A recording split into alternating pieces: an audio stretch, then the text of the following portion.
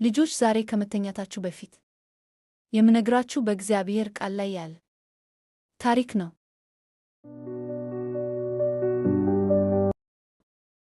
አንድ ቀን ብዙ ሰዎች ኢየሱስ የሚናገረውን ቃል ለመስማት ተሰብስበው መጡ።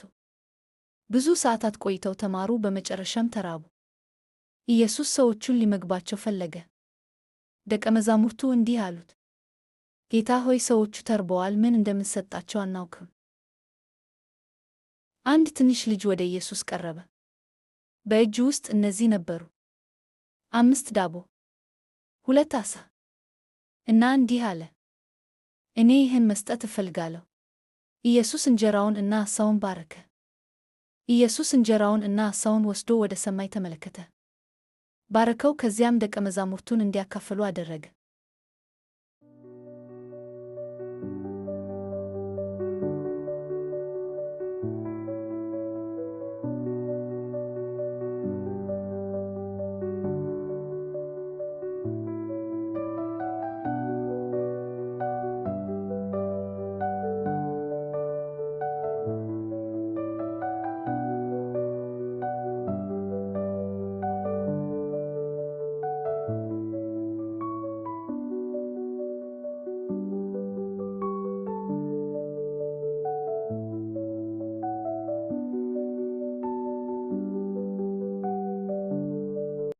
እንጀራውና ዓሣው በጣም ብዙ መሆን ጀመረ።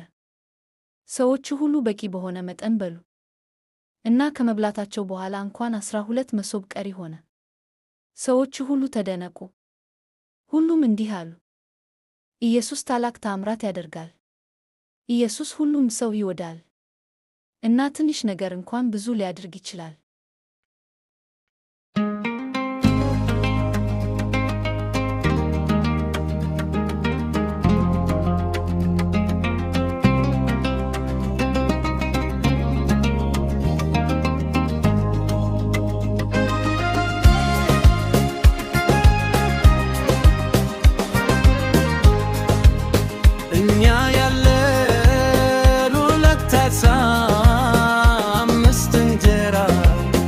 አምስት ሺህ ሰው በልቶ ተርፎናል።